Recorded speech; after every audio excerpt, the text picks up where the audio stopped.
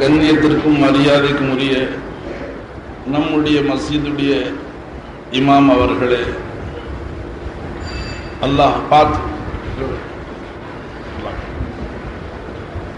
மற்றும் இங்கு வருகை தந்திருக்கும் இஸ்லாமிய பெருமொழி மக்களே, நீங்க எல்லாரும் துவா செஞ்சு. டாக்டர்கள் பேச வேணான்னு சொல்றேன், தொண்டையில் கொஞ்சம் வலி இருக்கு. ஆனா நீங்க எல்லாரும் ஆவலோட எதிர்பார்க்கிற மாதிரி தெரியுது. அப்ப நீங்க துவா செஞ்சு. பேச வைக்கிறவன் அல்லாஹ், உங்களை கேட்க வைக்கிறவன் வரலாம். நாம ரெண்டு பேரும் இடம் பெயர்ந்துட வேண்டியது.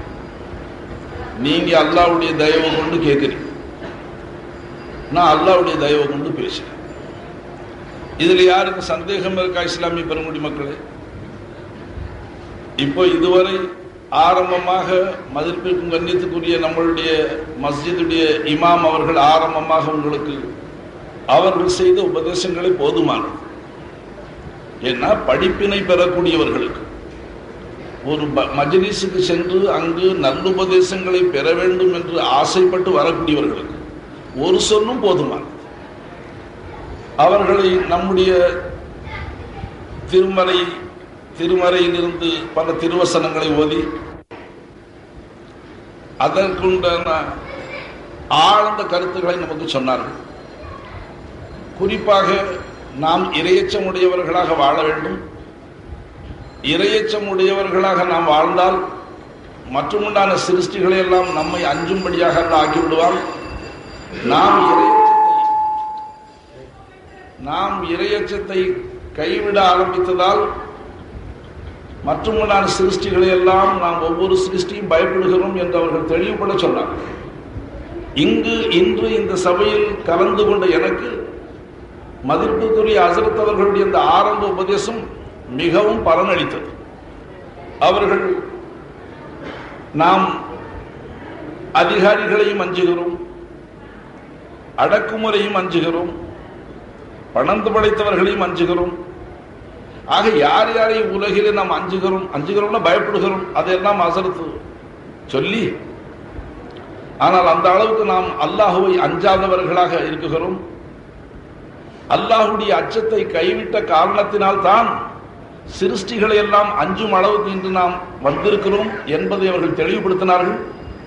அந்த ஒரு உபதேசம் எனக்கு போதுமானதாக ஆகிவிட்டது. அதை நான் போதுமாக்கி கொண்டேன். அடுத்து அத்தாவு ரசூல் மௌலானா பெருமானார் மீது ஸலவாத்து சொல்லக்கூடிய உயர்வுகளை சிறப்புகளை இந்த விதமாக நான் கேட்டதே இல்லை. அவர்களை புகழ்வதற்காக அல்ல, அவர்கள் அந்த காட்டிய முறைகளை கேட்டு நான் ரசித்து நான் ஸலவாத்து ஓதவே ஆரம்பிச்சுட்டேன். அன்பர்களே, ஆகவே ஒரு சபைக்கு சென்றால் யார் யார் என்ன பேசுறாங்க ஆளை அளக்கிறதுக்கு வர்றது அது சரி. ஒவ்வொருத்தருடைய உபதேசங்கள்ல ஏதாகிலும் ஒரு நசீகத்தை எடுத்து ஹஸரத் சொன்னாங்க, மோமினுக்கு அடையாளம் அல்லாஹுவை பற்றி பிரஸ்தாபிக்கப்பட்டால், அவர்களுக்கு மத்தியிலே அல்லாஹுவை நினைவு கூறப்பட்டால் அவர்களுடைய இதயங்கள் நடுங்கிவிடும் என்று சொன்னார். இது அல்லாஹு தஆலா தன் உண்மை மோமின்களுடைய அடையாளமாக தன் திருமறையில் தானே பறைசாற்றி இருக்கிறார். அதை ஹஸரத் அவர்கள் எடுத்து சொன்னார்கள். மேலும் அவர்கள் அலா ரப்பிஹிம் யதவக்கல், அவர்கள் அல்லாஹுவையே நம்பி வாழ்வார்கள் என்றெல்லாம் அந்த திருமறை வசனத்தினுடைய ஆழ்ந்த கருத்துக்களை நமக்கு எடுத்துரைத்தார்கள். அன்பர்களே, ஏன் கல்பு ஹயாத் ஆயிடுச்சு? பயான்ல 3 எடுத்துக்கிட்டு ஹஸரத் அவர்கள் இறையச்சத்தை வலியுறுத்தி சொன்னார், அதனுடைய நன்மையும் சொன்னார், இறையச்சத்தை கைவிடுவதால் வரக்கூடிய தீமையும் சொன்னார். நாம் கண்ட சிருஷ்டிகளுக்கெல்லாம் அஞ்சக்கூடிய நிலையில் இன்று ஆகி இருக்கிறோம். இதற்கு காரணம் அல்லாஹ்வுடைய அச்சத்தை நாம் அகற்றியது தான் என்று அவர்கள் மிக அழகாக விளக்கினார். அத்தாவு ரசூல் மௌலானா பெருமானார் மீது ஸலவாத் ஓதக்கூடிய உயர்வுகளையும் அதனால் உள்ள பிரயோஜனங்களையும் அழகுபட சொன்னார். அடுத்து சமது மௌலானா அவர்கள் நம்மளை அதிகமாக சிரிக்க வைத்தார்கள். சிரிக்க வைக்க வேண்டும் என்பது அவர்களுடைய நோக்கமாக இருக்க முடியாது, இருக்கவும் கூடாது. அதை அவர்களும் தெரிந்து கொள்ள வேண்டும், நீங்களும் தெரிந்து கொள்ள வேண்டும். அதற்காக சொல்ல, ஏன்னா பெருமானாருடைய சாபக்கேடும் இருக்குது.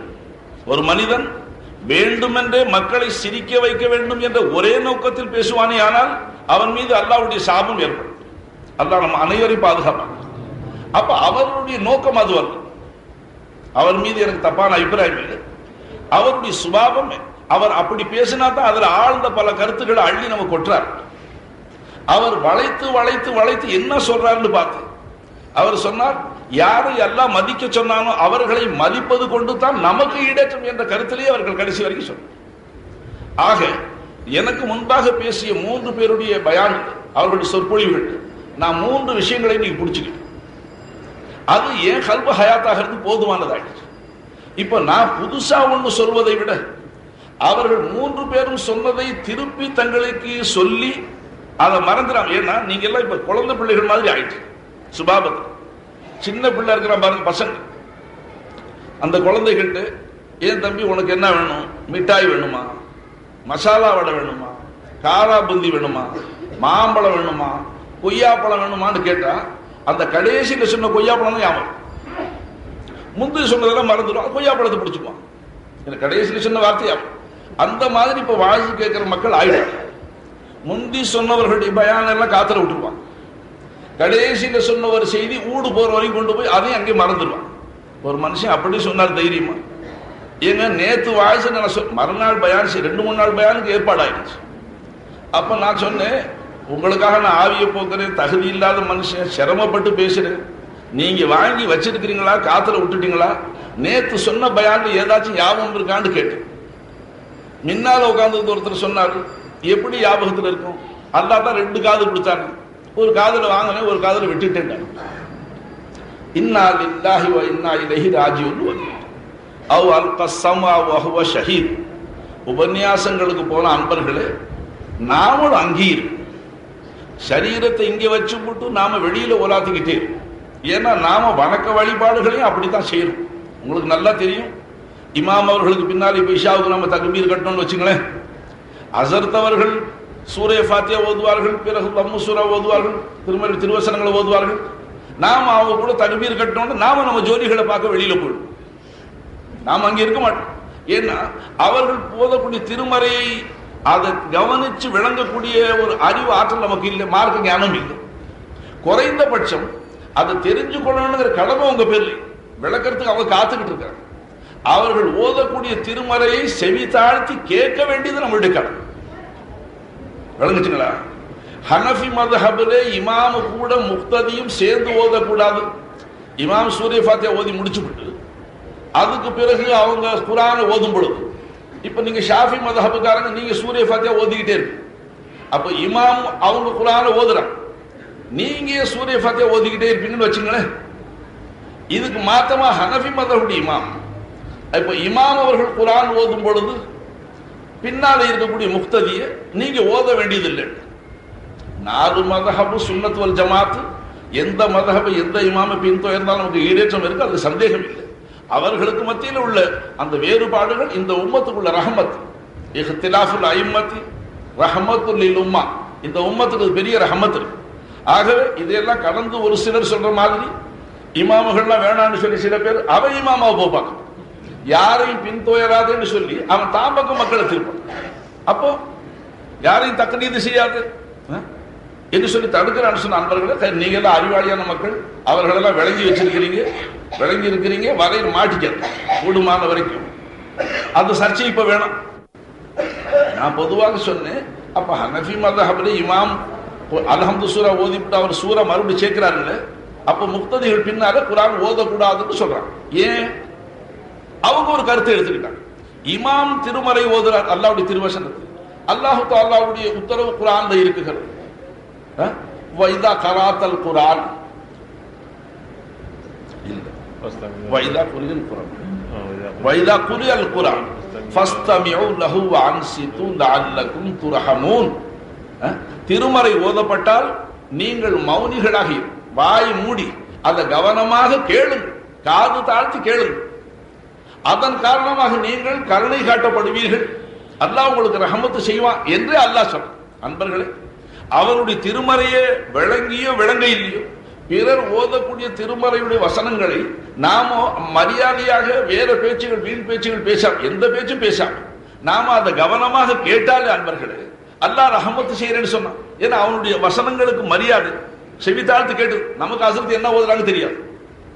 பொதுவாக பழக்கம், ஒரு ஆளை கேட்டு ஜும்மா குத்துபான்னு சொல்றாங்களே தெரியுமான்னு கேட்டு, அதுக்கு ஏன் குத்துபான்னு பேர் வந்துச்சுன்னு கேட்டு, நமக்கு புரியாத பாஷையில ஓதுனாலே அது குத்துபான்னு தாங்க அர்த்தம். விளங்குச்சுங்களா? குத்துபான்னா பிரசங்கம்னு அர்த்தம். அவர் குத்துபாவுக்கு விளக்கம் என்ன சொல்றாரு? ஹஸ்ரத் அவர்கள் அரபியில பேசுறாங்க. யா யுஹல்லதீன ஆமனு யா யுஹன்னாசு இத்தகுல்லாஹ வ இய்யாய சொல்லிக்கிட்டே இருக்கிறான். வையாய பித்தக்குவா எங்களுக்கு என்ன விளங்குது? அதனால எப்போ எங்களுக்கு விளங்க இல்லையோ அதுக்கு பேர் குத்துபான்னு சொன்னாங்க. அப்படி ஜனங்க விளக்கம் பல விதமா வச்சிருக்கிறாங்க. ஆகவே அன்பர்களே, இப்போ குத்துபா என்னது? குர்ஆன் ஓதாம இருக்கிறதுக்கு ஒரு ஹனஃபி மذஹப்ல தடை என்னது வந்திருக்கு? இமாம் ஓதக்கூடியான கவனமா கேளுங்க. அதன் காரணமாக ரஹமசி ஒரு இமாம் அதை எடுத்துக்கிட்டாங்க.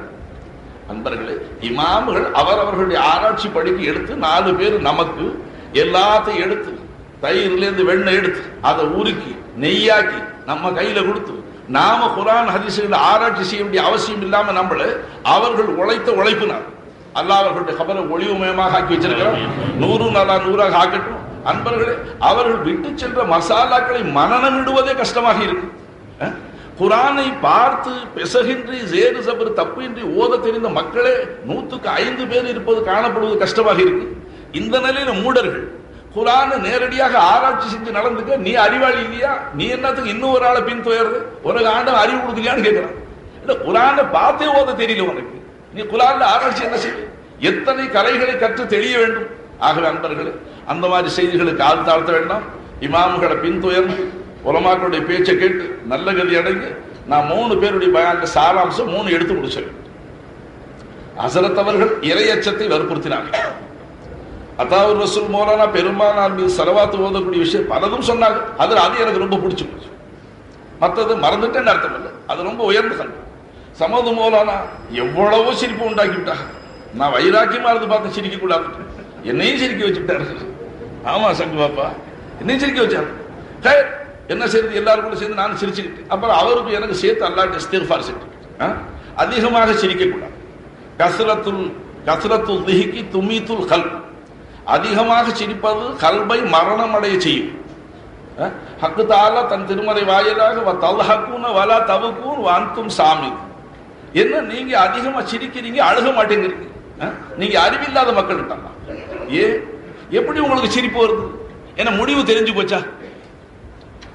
ராபியா பஸ்ரியா நாயகம் ஹசன் பஸ்ரி நாயகத்துக்கு தங்களை ஹசன் பஸ்ரி நாயகம் மாத்தி சொல்லிவிட்டு ராபியா பஸ்ரியா நாயகத்துக்கு தபால் அனுப்பிச்சாங்க. அல்லாஹு தஆலா ஆணுக்கு பெண்ணுடைய தேவை, பெண்ணுக்கு ஆணுடைய தேவை வச்சு படைச்சிருக்கேன். நீங்களும் திருமணம் இல்லாம இருக்கிறீங்க, நானும் திருமணம் இல்லாம இருக்கிறேன். ஹலாலான முறையில் நான் உங்களை மணந்து கொள்ள தயாரா இருக்கிறேன், நிக்கா செஞ்சுக்கிறேன், நீங்க உங்க சம்மதத்தை சொல்லுங்க. அவங்க திருப்பி தங்களுடைய தபால்ல எழுதுறாங்க. அப்படி நாம் தங்களை திருமணம் செய்து கொள்வதாயிருந்தால் இந்த கீழ்கண்ட கேள்விகளுக்கு நீங்கள் விடை எழுதி அனுப்பும். 1வது, கடைசி நேரத்தில் மரணம் வரும் தருவாயில் நான் ஈமானுடன் மரணம் அடைவேனா, அல்லாஹ் பாதுகாப்பானாக, அல்லது ஈமானை இழந்து நான் மரணம் அடைவேனா, இதை நீங்க தெரியப்படுத்துங்க. 2வது, மண்ணறையில என்ன வைத்து மக்கள் நகர்ந்த பிறகு முன்கர் நக்கீர் வந்து கேள்வி கேட்பார்களே, மன்னபீக்கள், அப்ப அதற்கு நான் சரியாக விடை அளிப்பேனா, அல்லது லா அதிரி என்று சொல்லி இறை தண்டனைக்கு ஆளாகுவேனா? அதுக்கு பதில் தேவை. 3வது, என்னுடைய கபர், அதாவது கபர் ஒன்று இருக்கிறது சுவன பூங்காவாக இருக்கும் அல்லது நரக கிடங்காக இருக்கும் என்று பெருமானார் சொன்னார்களே, என்னுடைய கபர் சுவன பூங்காவாக இருக்குமா நரக கிடங்காக இருக்குமா? 3வது.